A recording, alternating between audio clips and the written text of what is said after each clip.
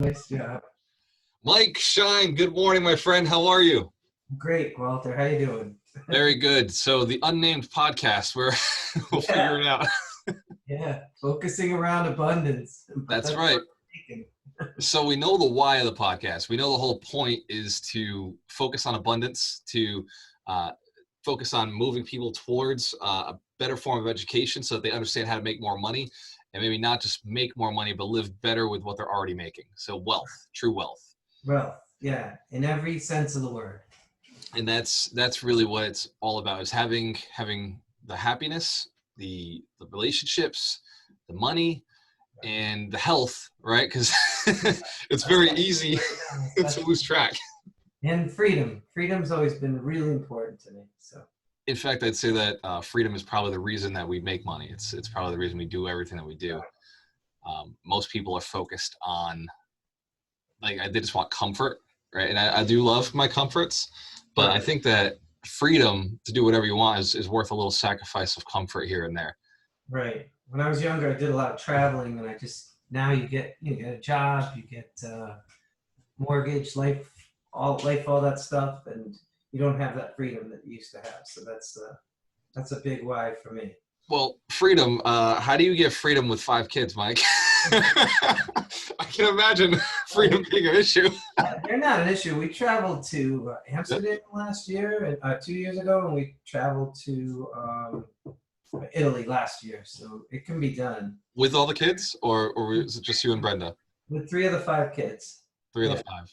but there's that can be actually part of the whole podcast because there's a lot of amazing websites out there that allow for travel.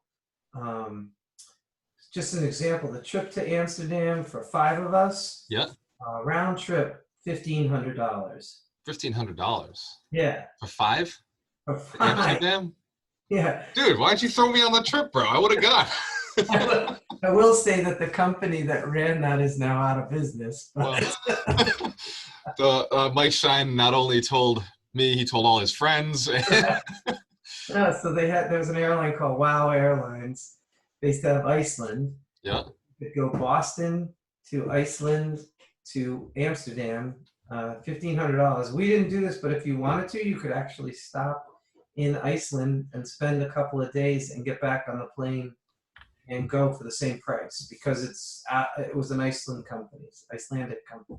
no kidding.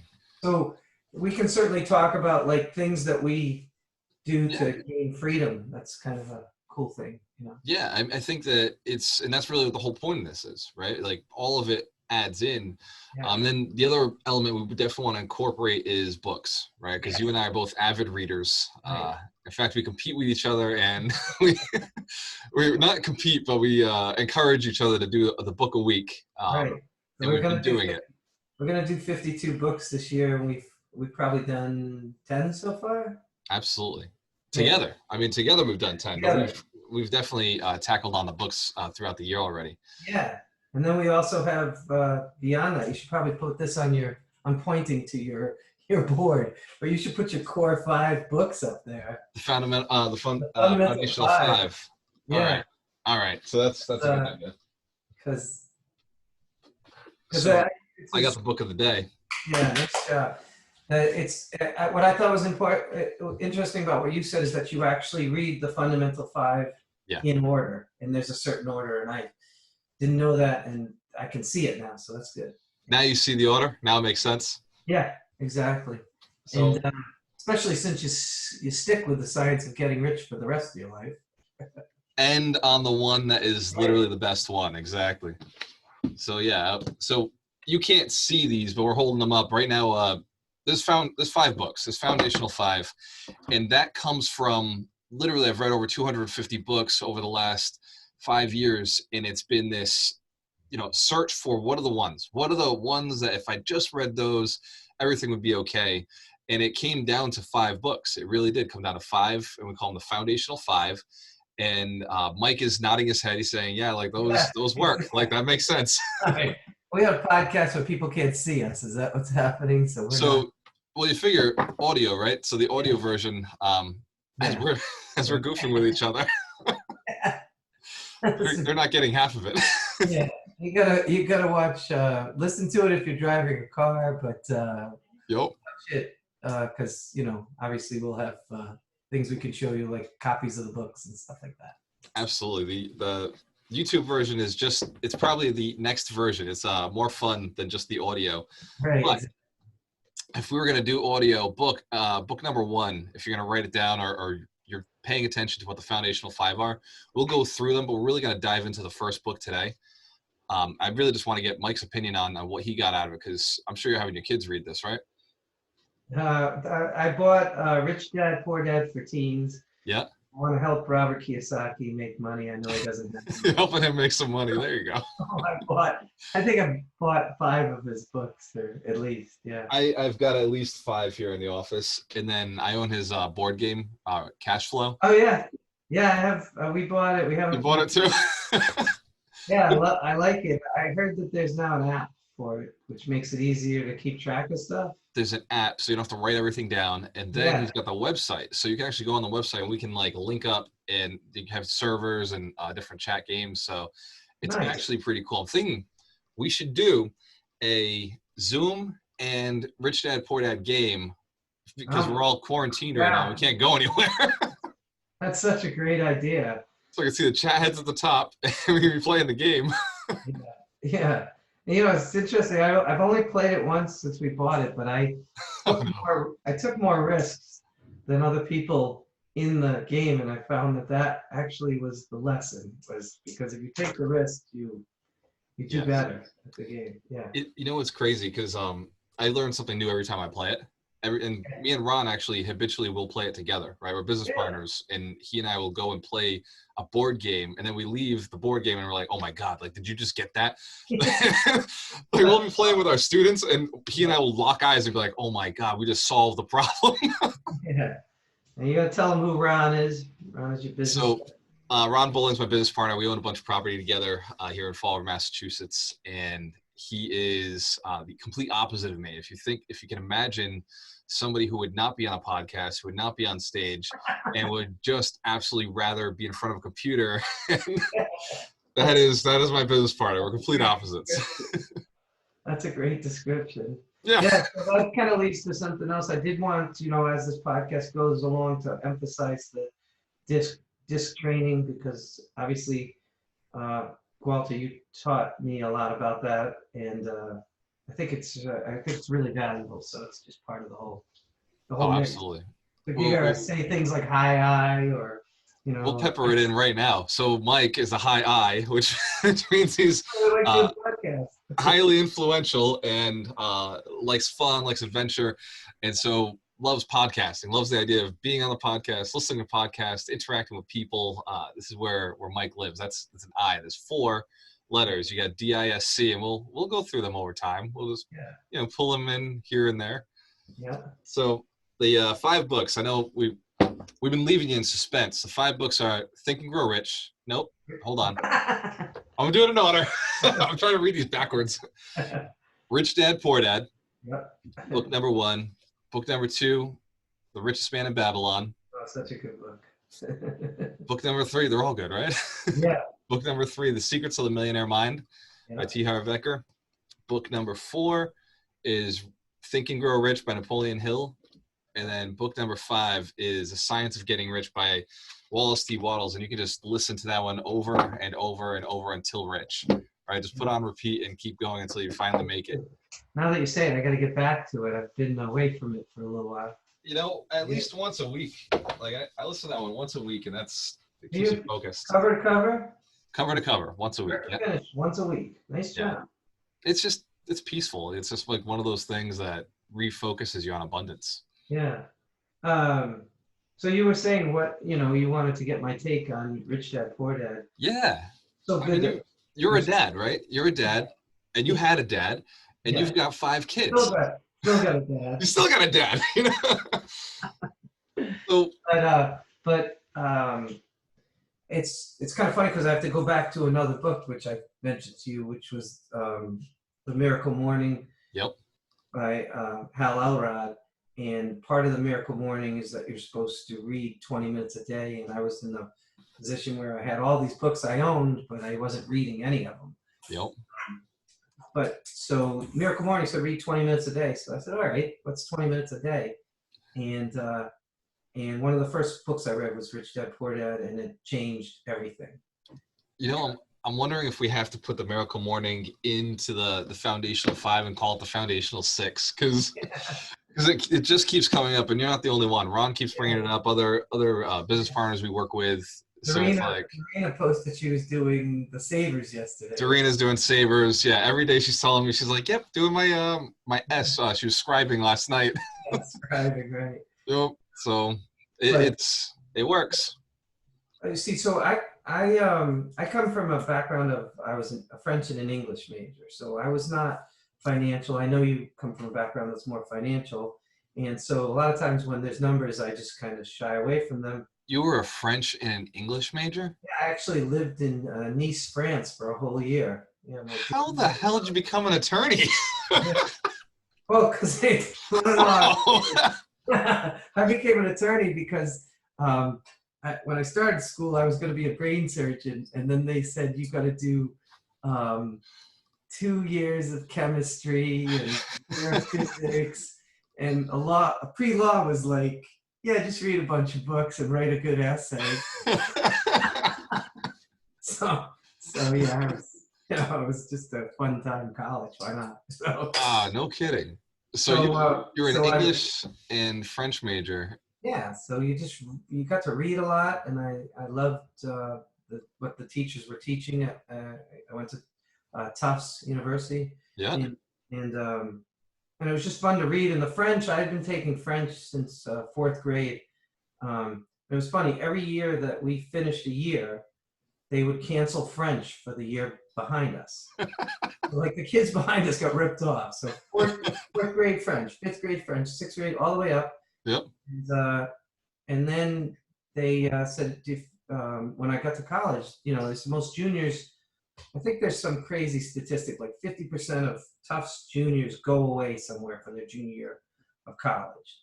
Whether that's to France or England or Israel or Australia. And so I looked at the Tufts program, and it was in this place where they said it rains 300 days of the year. I saw the University of Vermont program. Yeah. French Riviera, Nice, and I said, I'm weighing this out. What was the other one, like Seattle? Yeah, it was like a place like Bourguignon, which was like in the don't quote me on it, but it was rainy and cold. Yeah, yeah, 300 days of rain pass. Yeah. Now I get Vermont. Yeah. So I was always doing speaking French and all through college and stuff like that, and then so that was my thing. So anyway, so the point is that Rich Dad Poor Dad was kind of an eye-opener for me, because I really wasn't looking at numbers at all. And then when they tell you that your house is a liability, not an asset, it was like right away. I was like, yeah, I'm paying $3,600 a month for my mortgage, taxes, and insurance, and it's giving me gray hairs. Just because, and it was so clear, like right away. And so it was a real eye opener for me. The difference between assets and liabilities, and that's really, if you boiled it down to what, a couple of years later, what I got out of it is the difference between assets and liabilities, and you really want to have assets, not assets, not have the liabilities. Yeah. And then, and the other thing that was funny was I bought a car on a payment plan, and I bought furniture on a payment plan 2 weeks before I read the book, and then I was like, oh, you're supposed to damn it, an asset, and then you take that asset, and it throws off cash so you can buy a car. No. So you didn't do it the right way, but you found out afterwards. So I'm still paying on those two liabilities. Yep. But I'm being disciplined now about not buying crap or whatever. Now, are you finding it difficult to not buy like extra liabilities? Do you look at things you would have done in the past and like a car, and you look at it and you say, oh, you know what, this car is almost paid off. I'm getting ready to buy my next one. Yeah. But yeah. Now, the funny thing is you know, I'm going to refer to my dad a lot, but Yeah.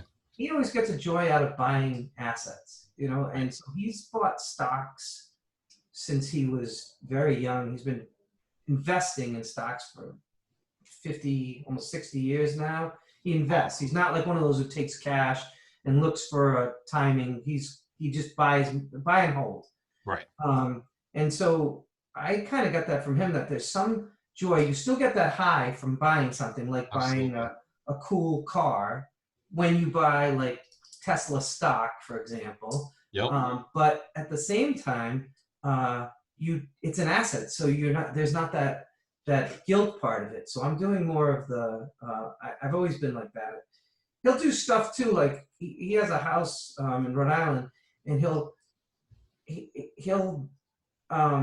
fix up the kitchen, but when he's fixing up the kitchen, it's increasing the value of the house. Right. So it's like he's spending money, like to do, like he did like a master bedroom on the house in Rhode Island, like a new master bedroom. Yep. But then, yeah, he spent a bunch of money. But then when you look at the value of the house after the fact, he actually made money on his what is his summer house? Right. Brilliant. You know? And he's making investments, but he knows the industry well enough to know, okay, if I spend this, I'm going to get 10 times more. Yeah. He's not just going and changing the kitchen. He's like he added a bedroom, right? That's added value. Yeah. Now, what about you? It's funny. What do you drive now? What kind of car do you have? Bro, I still drive a Toyota Corolla. Corolla. Okay. I read the book a long time ago. And do you ever have any temptation, because you and Ron have been successful compared to 95 or 99%? Well, you told me, So I just cashed another $108,000 check 2 weeks ago, and then the week before, Ron and I cashed 172 checks. So it was a $60,000 check and a $124,000 check. And so, like, was it sales of real estate? Sale of real estate, yeah. This was a condo that he and I owned together, so we split that. We sold it. So I got 30 from that. He got 30, and then there was a 4-family that we had together that we'd been holding for years. It was cash flowing really well. The condo we only owned for like 4 months, but we bought it for $35,000. We sold it for $106. It was just a no-brainer. Wow, nice job. Thank you. So those checks, right? They get in the mail. They not get in the mail. They get in the account, and they're just burning a hole in our pocket. And totally tempted. I went. I took 50 grand and I dropped it in the stocks. Like literally, I dropped it in. Yeah, that's the same philosophy, because right. You get the high from buying something, but at the same time, you're not. Yeah, I've been doing that for a while now. Probably like that was before Rich Dad Poor Dad, but I always get a joy out of buying. Whatever the stock. I had a lot of stocks during the .com boom. That was maybe not a lot of analysis, but yeah. Right. But you felt good about them. Yeah. You get their brochure in the mail. Yeah. Oh, I had this. This is actually a good thing to talk about, because I had that kind of hubris. They say a rising tide lifts all boats. Yep. Well, I didn't know this at that time in the .com, so I just thought I was just this brilliant investor. You're a genius. And I knew this .com was the one. And and then when they all came crashing down, I don't think I looked at my statements for a year. But it's all valuable lesson now. Isn't it funny, because we're recording this right now? It's April 9th, and the stocks dropped. What, 20 days ago, the stocks started dropping? Mm-hmm. Maybe 3 weeks ago. And we've hit the biggest recession that we've had since the Great Recession, right? Since 2008. And we've had the biggest drops that the stock market's seen in the last 10 years, 12 years. And there's people, and the reason I'm telling you this is because it just happened this morning. There's people out there who have lost so much money, significant sums. They're still down. They're still underwater. I just got back over water today from doubling down, right? Doubling down on things that just got so discounted. Now I'm like, oh man, I just made a profit today. Like today, the stocks are over what they were. I will say that I'm not back up to where I was, but I think that the .com and the 2008 were valuable lessons for me, because I'm not in a panic mode.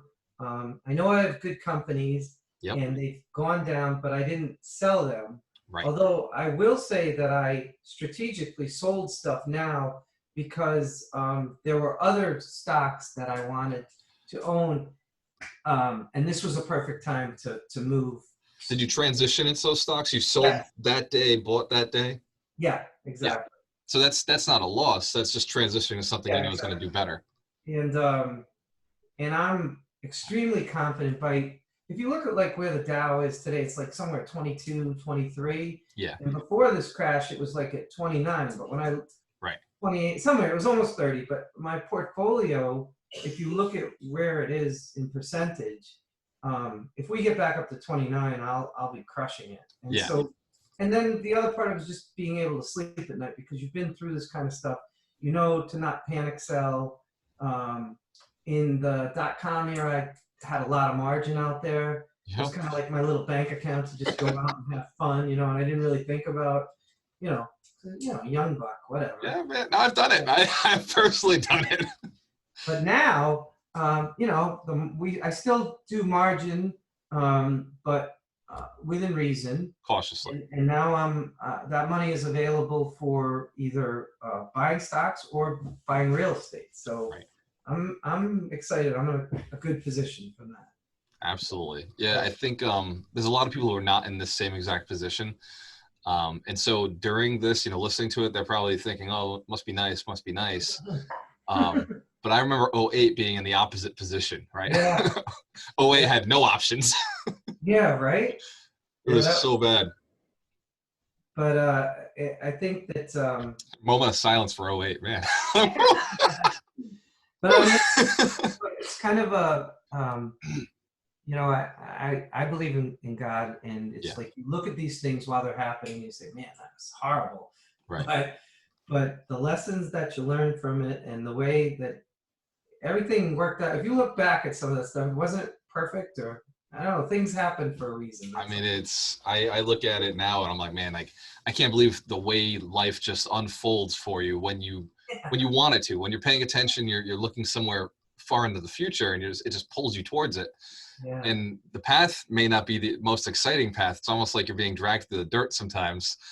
But we get here, I got a book recommendation. I didn't read this, but my wife just read it. Yeah.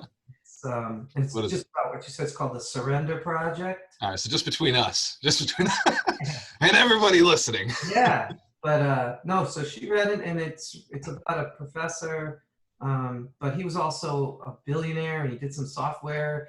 And I gotta find the guy's name. But anyways, The Surrender Project. I guess if we're gonna have notes like most podcasts do, we'll put it in the put it in the links below. Links below, exactly.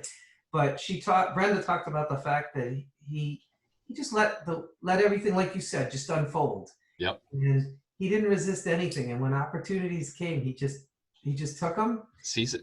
And so I'm gonna read that book next. But The Surrender Project, and the way she said it, it's just a crazy story. And I know it works well with this podcast because, like I said, he became a billionaire. And I was listening to him talk like on YouTube, and he said something about, I was sitting next to this CEO, and I'm like, why is this professor sitting next to a CEO? What the hell's going on? Right.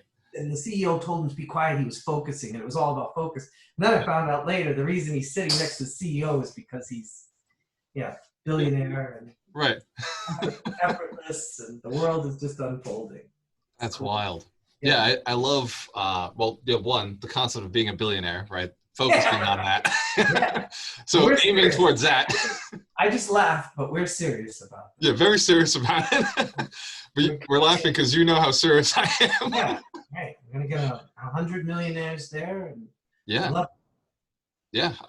that's the path, right? If I build 100 people and make them millionaires, that means that I partner with 100 millionaires. That means I'm making $1 billion. So it's just a matter of finding the right partners and building these people up, and that's the mission. I mean, this podcast is probably a part of it. There's a like that should be the name of the podcast. Building Millionaires. 100 millionaires. 100 millionaires, dude. I love it. Yeah, that's like. Good. Yeah. See, the universe, just be open to it, right? Yeah, just put it right in there. Yeah. The Surrender Project. We're doing it right now. We have to talk about all that stuff because like part of the stuff with Billionaires is things like meditation. Yeah. And That's huge. I've only done that because of Hal Elrod. And I Yep. started with like 5 minutes and couldn't sit still, and it was hard. Now, now I do probably 20 minutes a day, and I enjoy that time, and it's Yeah. magic. So that's yeah. I've been meditating actually since before I went to Vegas. So there was probably a year or two before I retired where I started meditating, like 100%, like really getting into it. Then I was doing yoga. I got really hard into like all of the spiritual stuff. Yeah. And that was like the year right before I retired. And Nice like job. in retirement, I got even crazier in the spiritual side, and moved to Vegas. Yeah. And that's really what transformed a lot of me, Yeah. was just being open to the universe. And when I came back from Vegas, I doubled my income again, and I doubled my net worth again, and I've been doing it since. And it's because I'm open to it, right? Because you got to want it, and then you've got to believe that it's possible, and then you got to be open to receiving it. And Right. being open to receiving it, for me personally, has been the hardest part, right? Like that's been the part where I'm like I'll go and I'll do all the work, I'll get to the point, and then people are like, hey, I want to pay you, and I'm like, we good. Yeah. It's like, it's one of those things. So it's still a lesson, Yeah. But yeah, I did see that you posted like at a yoga place, and that before the virus started, that you were at some yoga place right, must be in Fall River, right? In Dartmouth, yeah, there's a spot called Ritual Sweat Society, Nice. and they do this 11/11 yoga course. It's phenomenal workouts. Nice. Yeah, I have power yoga up here in North Kingstown, Rhode Island, and before the virus, I had just started going, and it's the 105-degree yoga, sweating. I love it. It's brutal. Yeah. I get in there with a whole bunch of girls. I start doing it, and by the end, I'm like, oh man, like the girls are doing better than me. Yeah. Like they're focused, they're in the zone. And here I am, a guy just trying to like stand straight and like on one foot. Well, mine has a lot of both men and women. Yep. But the guys, the second day I went, there was like 60 people in the room, and the guys all took off their shirts, and they're like big, hairy, sweaty guys. And I was like, oh my God, that's just too much. Put your shirt on, dude. I'm like, I am not going to that yoga class. I am so good right where I am. Nice people, though. I like being the one sweaty guy in the room. No, yeah, you sweat like crazy. Heated yoga is nuts. Yeah, cleansing. Anyway, I forgot, did you say what Rich Dad, Poor Dad did for you? Oh, yeah. All right. So here's the problem with Rich Dad, Poor Dad for me, and the way I went through it. I was so young and arrogant, and like I thought I knew everything. And Right. Here I am. Everybody's telling me to read this book because I'm obviously talking the talk. Like I wanted to get into this. Yeah. And everybody's telling me to read the book, and I'm like, nah, I'm not reading a book about rich. Like, I'm not, like Rich Dad, Poor Dad. Like, why is that gonna help me, right? Like, literally, the best-selling title was a turnoff to me. Yeah, right. So here I'm reading all these blogs, reading all these websites, and going through, and they're referencing the book again.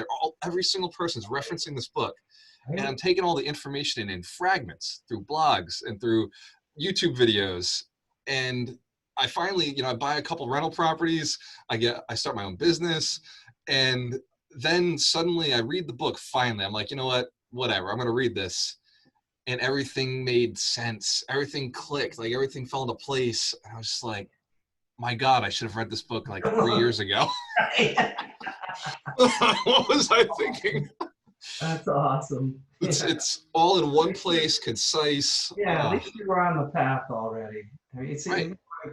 We've been friends for about a year now, and I noticed that you're a lot more calculating than I was. Even you're younger than me, but I just kind of went through life and it's kind of what we were talking about. I just didn't really think about what I was doing. Just things kind of get up, which is a great way to live. But there was this whole thing about the financial stuff where it was like, if I had thought a little bit more about like assets versus liabilities, I could have, because I heard on a podcast once this guy said, he did all these flips and he took the money, but then you have that, what's it called, the Parkinson's theory is that if you, as you get more money, you spend more money. Right.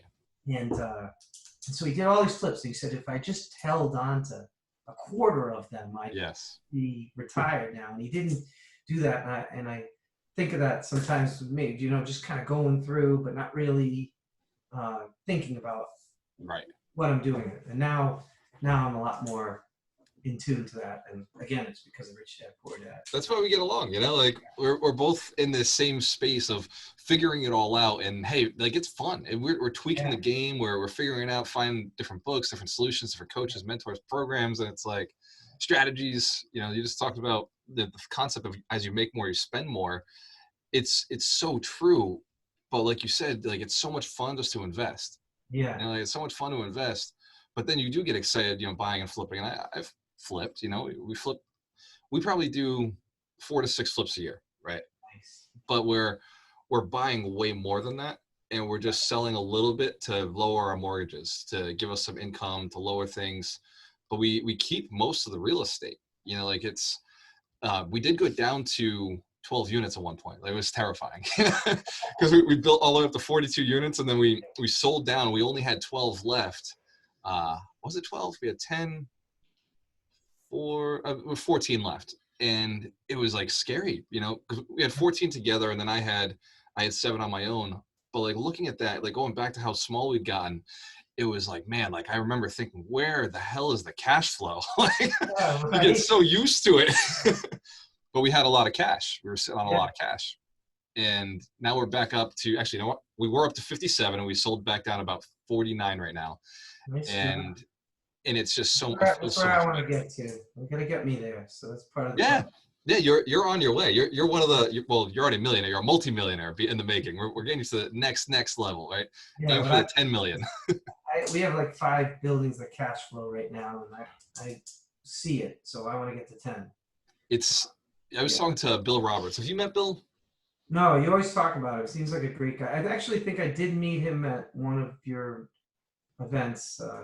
Before the virus. You probably did. So he was sitting in the front, and Bill, I just recorded him yesterday, did an interview with Bill yesterday. Yeah, so that and did you get to listen to it?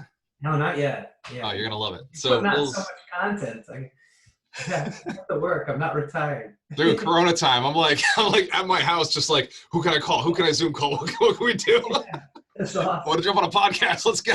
That's awesome. So I was talking to Bill, and Bill's been flipping for years, right? That's been his thing. He flips 4 or 5 houses a year, keeps running it. He's making good income. And he like on the call, he said, hey, look, after we get off of this, I want to talk to you about buying rental property, because, he's 62, and he's been doing this for a while now, and he's got some cash, and it's just, he's like, when do I stop flipping? When do I get out of this, and when do I start buying rental properties? And we started really just talking about multifamilies, getting into the rentals and the multis and the cash flow.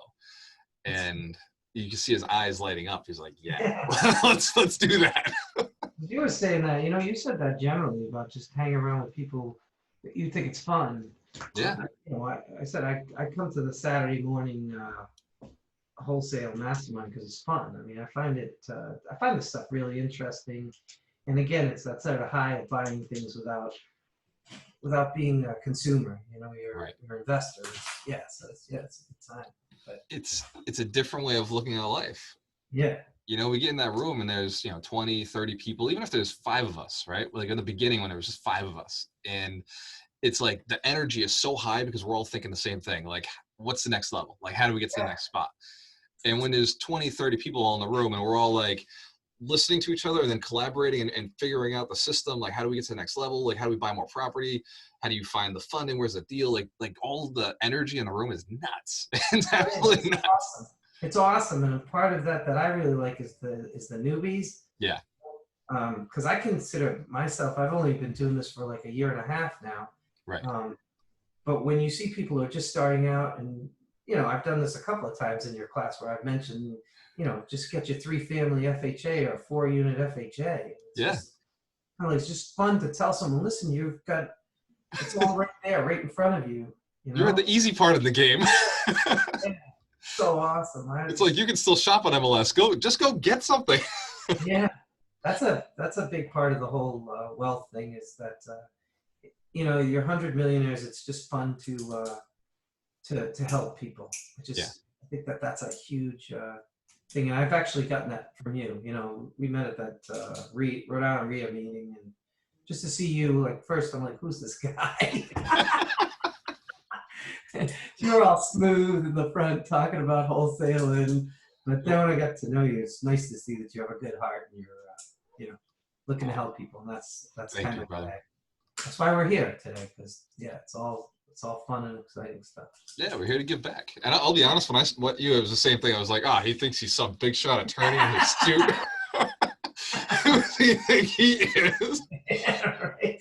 And then you're like, I own some rental properties. Like, he's rich too.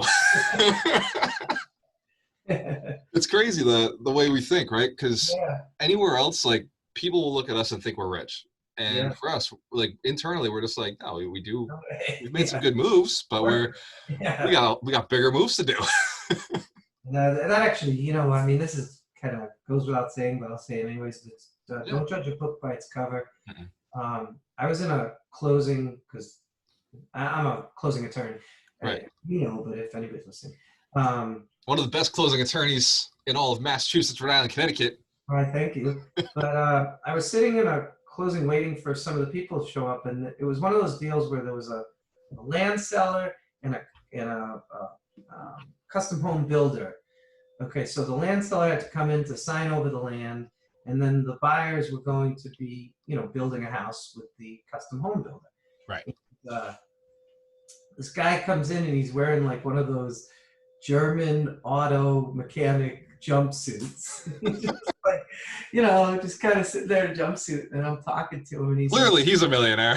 I'm talking to him. It's just like all kind of messy, and he's just totally chill, like older guy in his 60s or so. And he's like, I'm working on a hotel right now. And I said, oh, you're working on a hotel? And I didn't really think about anything but I'm talking to him. And after I talked to him for a while, come to find out, he owns he's passed away now, unfortunately, but he owned like a ton of land in Seekonk on Route 6. So his land leases included Walmart, Sam's Club, TGI Fridays, and all on both sides of Route 6 when you're in Seekonk. And and the hotel he was talking about was a $26 million hotel in Hyannis on the Cape. And if you looked at the guy, you would think he was just a car mechanic. So it's like, it was just so awesome. It's like, he's probably painting the hotel, right? Yeah. He's such a nice guy, just so modest and just fun, and just casually talk about all this stuff. Yeah. It's absolutely insane. The closest I've been to really wealthy guys, I'd say they're worth about 100 million, and they own quite a bit in Mass and Rhode Island. Really intelligent guys. And we were just hanging out at a local bar, a cigar shop, and I'm drinking and having a cigar and just talking to the bartender. And one of the brothers comes over. He's being, genuine, nice to me, having a great conversation, asking about me. He's, interested in what I do. I'm returning the favor, and we're talking. Turns out we're both in real estate. And, he's saying, I own a little bit. And as we're going, and I'm like, I own a little bit too, not a lot. We're both being extremely modest. And then like when we started talking numbers, I inside my head was like, oh my God, like I don't think he knows that he doesn't own a little bit. like I actually own a little bit, sir. You're thinking at first, I'm gonna drop that I own 50 units. This guy's gonna be so impressed. In the back of my head, like the whole time, like a little kid, like I can't wait to tell him. I've got 400 units. You're like, fortunately, he said his first, and so I was like in my head, was like suddenly like, oh my, yeah, you're winning, sir. You're winning the game. Nice job. So did he become one of your mentors? Or? Oh, absolutely. Instantly turn him into a friend. I'm thankful for any time I get some time with him, and he gives me some advice. Even if we don't talk about real estate, I just get insight into just his life and how him and his brother operate. Just genuine, like what we were just talking about, genuine, good-hearted people. Nice. And That's awesome. that's been the key to their success, you know? That's cool. Yeah. But we could around this podcast, we'll call it Books I've Never Read. Right? Because I got another one, Tim Ferriss book called Tribe of Mentors, which Tribe is, of Mentors. if you pick this book up at the bookstore, Yeah. it will intimidate the crap out of you because it's like, I don't know, like 3 inches thick. Like all of his books. All of his books Yeah. are intimidating. They're like a 3-inch book. Yeah, exactly. They're like But, 18 hours long. Yeah. Yeah, so Tribe of Mentors, he actually interviewed a bunch of different people Yeah. and got advice from them about what they do, kind of like morning routines and just stuff like that. So Oh, no way. more of like an encyclopedia, but that's one I'd like to get to someday because there's some of the most successful billionaires in the world are in that book that he. I love the sound of that. So he wrote like you said, every I book haven't he read that one writes. yet. The 4-Hour Body. I have it. I haven't read it. The only one I've actually gone through is the 4-Hour Work Week. And I've gone through that like 4 times. Yeah. But this one is like on my to-do list. Yeah. But what's great about it is you can open it up and you can like within 5 minutes like get through one section, and that's really all you need, right? It's kind of like a source of like 4-hour, like 30-minute workouts, 20-minute workouts.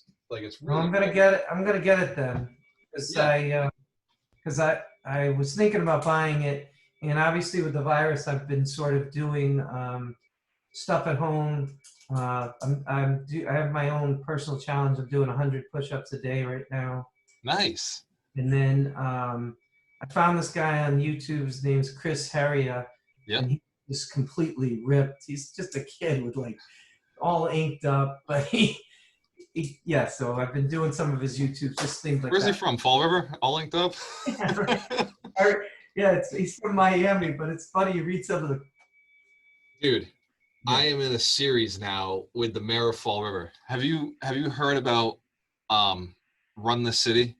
No. So I can't remember the name of the website it's on. It's Quibi. And there's 5 episodes out right now. And there I am. I mean, it's the mayor, there's all this stuff going on. Like, then they shoot to the scene where I'm sitting there smoking a cigar. I'm like, yeah, like, I don't know what I said. I said something intelligent. It was like 3 seconds. Yeah. 3 seconds of gold. Yeah, that's awesome. I'll have to look for it. Yeah, it was wild. Mark Wahlberg is the one funding the whole series, so it's local Boston guy. Yeah. So so the 4-Hour Body. I want to get that just because I would like to just have like 20 minutes to hit here. And what I liked about the 4-Hour Work Week was really taking out all the superfluous stuff that you don't need to be doing. No. And hiring it out and just deciding and making decisions. And even like, and we're going to talk about the 4-Hour Work Week some other time for sure, because we're running out of time here. But like, even the way I travel comes from that book, right? Like I travel in a backpack, and like he says it, like, just bring an extra $100. If you want to buy something while you're out, like, you'll buy it. Like if you need like clothes or whatever, there's nothing you can want that is going to be more than $100. Right. So you just bring that $100 contingency and travel lighter. And it turns out you don't use the stuff anyway. Yeah, we always overpack. Right? I pack a swimsuit every time. I never go to the pool. There's always a swimsuit in there. What I got out of that book was the whole thing about email. I used to wake up first thing in the morning, check my email, and then you're on somebody else's schedule and somebody else's emergency. So I don't check my emails till noon now. Oh, I'm terrible. I won't even check them once a week. If I check them once a week, it's shocking. You'd have to text me and tell me you sent me something for me to be like, okay, it's important. Like I'll go check my email. That's good. It's good to know. Yeah. Don't send me email. It goes to a black hole. Yeah, that's awesome. Yeah. Nope. Yeah, that's been one of the major, like, transitioning from being a real estate agent to just being an investor was the email like wormhole, and it was just so bad. And people now will email me, and then like 3 days later they'll text me or call me, and they'll be like, hey, I sent you an email. Did you get it? No. Like, no, I definitely didn't get it. That's funny. So, Yeah, I mean, I say I'm not a brain surgeon, so like it can't be that much of an emergency. Plus, right, like if it's an emergency, one of my paralegals will call me. So that's exactly right. Like you've got a paralegal who's going through your emails, so you're already figured it out. You got that part automated. yeah. Good job, Mike. People So, who are yeah, my customers know to talk to the paralegals first because they're Johnny on the spot right there. So it's cool. you just tell them the same way I tell my clients is, look, my agents are smarter and better than I am. Right. Like I'm good for strategy. I'm good for theory. And like, I'll tell you, yeah, it's a good deal or not. But my agents are actually going to like, no, they're going to see the property. I'm not going out there with you. Like, I don't have a clue. Right. Like Yeah. they're on the ground. They're smarter, better than I am. Yeah. Right. That's actually a good point. We can talk about that sometimes, managing expectations. Yeah. I have a friend who's a very successful architect, and he says to his people, "You're not going to see me during the process. I've got great architects who do great work, and it's a real testimony about managing expectations. Because when you first start talking to people, if they think that you're going to be there holding their hand at every part of the closing, they're not going to be happy. But if you tell them, hey, I've got good people and they do a great job, yeah." When I train new agents, new real estate agents, and they tell me that it like kills me. You'll hear the sentence. You'll know exactly where I'm like, I'm already getting anxiety just thinking about it. They tell me this. They're like, oh yeah, you can call me anytime. Nope, that's one of my things that's special about me. You can call me at midnight and I'll answer. I always answer for my clients and I'll hear it. And like everything about me is like, no, God, no. Like, stop. That's not special. That's like the one thing you don't want to like, tell everybody that you could do. Yeah, right. That's a good I point. tell my clients I'm completely unavailable at all times. Text me only. That's awesome. And so the context, right? Texting only is perfect. Yeah. Yeah. Yeah. And if it's after, and my mentor told me that, he's like, look, if it's Friday, I'm not gonna respond. Friday's my day with my wife. I spend it's date night. After 4 o'clock on Friday, I'm gone. I don't exist. But I'll answer you on Saturday. Yeah, that's good. That's good. Having those boundaries are important. As an agent, at 8 o'clock, right? Have some cutoff, and you just don't answer after that. Yeah. When I was an agent, I took those 2 o'clock in the morning calls. Like, yeah, right. I don't know why I did. It was just seemed like the right thing to do at the time. That's a good lesson. I usually do say to people they can call me at any time, but most of the people know now to check with the office. You got a better chance of getting the answer you want than checking with me. Yeah, absolutely. If they call me, I'm probably going to say, let me check with Jess or Carrie. So, wait, let me go check with my paralegal. Let me confirm. That's the way to be. So yeah, Mike, solid fun conversation today. I'm glad we got to bring up the books. If you're listening to this right now, you definitely want to go check, and you haven't read it yet, go get into Rich Dad Poor Dad. It's the first place to start. It's the foundation of the foundational 5. You can read the other ones, but without starting here, you're going to be missing a piece. Don't do what I did. Don't wait 2 to 3 years to read this book. This is the one, and there's many people who've been very successful just from reading that one book, just from stopping there and been completely successful, completely fine themselves. But if you're like us, you may want a little more than that. Right. And that's okay too. So, first of all, the book is not very long, so it can be finished in 2 days. Yeah, I think it's 6 hours. We're in no judgment zone here. So if you want Audible books, we talk about Audible and, listening to the book or reading, it's just how you retain it better. Yeah. So there's no judgment here. If you get Rich Dad Poor Dad on Audible, just means you can crush it faster, maybe while you're driving or doing something like that. That's right. And speaking of Audible, we got my book, Broke to a Quarter Million, which is available on Audible. Is it read by the author? Read by the author. It is read by me, and I will read to you, and you can play it for your children. I'll read to your kids at night. Uncle G is reading tonight. Broke to a quarter million. Yeah, it's a good story. Yeah, it's good. And it's inspiring too. So. Cool. Thank you, brother. I appreciate that. Mike, this was fun. Let's do this again next week. I'm thinking next book, Richest Man in Babylon. Yeah, definitely. That's one I listen to on Audible. I tell everybody the guy who I love it.